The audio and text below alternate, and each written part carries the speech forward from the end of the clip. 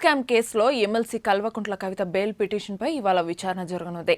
ED కేసులో trial court తనకు bail తిరస్కరించడాన్ని Delhi హైకోర్టులో కవిత సవాల్ చేశారు.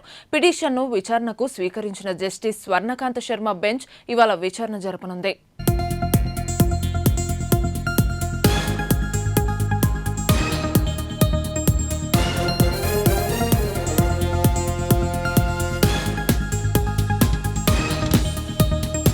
అప్రూవర్ల స్టేట్మెంట్లను ఆధారం చేసుకుని తనను ఈ కేసులో ఇరికించారని కవిత ఆరోపించారు. స్టేట్మెంట్ మినహా తనకు వ్యతిరేకంగా ఎలాంటి ఆధారాలు లేవని బెయిల్ పిటిషన్లో ప్రస్తావించారు.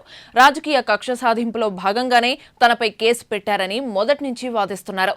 తనకు పలు అనారోగ్య సమస్యలు ఉన్నాయని, అన్నిటినీ మించి ఒక మహిళ అయినందున బెయిల్ ఇవ్వాలని పిటిషన్ ద్వారా కవిత విజ్ఞప్తి చేశారు.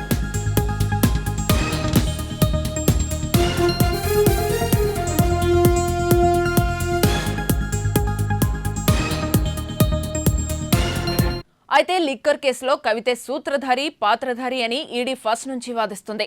లిక్కర్ పాలసీని అనుకూలంగా తయారు చేయించేందుకు 100 కోట్ల రూపాయలు సౌత్ గ్రూప్ ద్వారా ఆప్కు చెల్లింపులు చేయడంలో కవితే ముఖ్య భూమిక పోషించారని ఈడీ ఛార్జ్ షీట్లో స్పష్టం చేసింది. ఇందుకుగాను పైసా పెట్టుబడి లేకుండా ఇండో స్పిరిట్లో కవిత 33% వాటా సంపాదించారని, బెయిల్ ఇస్తే సాక్ష్యాలను ధ్వంసం చేసే అవకాశం ఉందని ఈడీ తెలిపింది. రాజకీయ పలుకుబడి ఉన్న వ్యక్తిగా సాక్ష్యాలను ప్రభావితం చేయొచ్చని బెయిల్ పిటిషన్పై గతంలో ఈడీ వాదనలు వినిపించింది.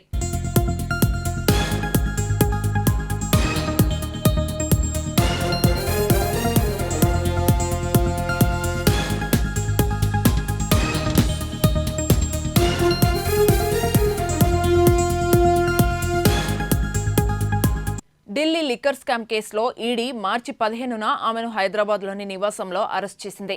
మార్చి 26 నుంచి తీహార్ జైలులోనే ఉన్నారు. జూన్ 3 వరకు కవిత జ్యుడిషియల్ రిమాండ్ను పొడిగించారు. ఢిల్లీ మద్యం కుంభకోణం కేసులో ఇప్పటికే ఈడీ 7 ఛార్జ్ షీట్లు దాఖలు చేసింది.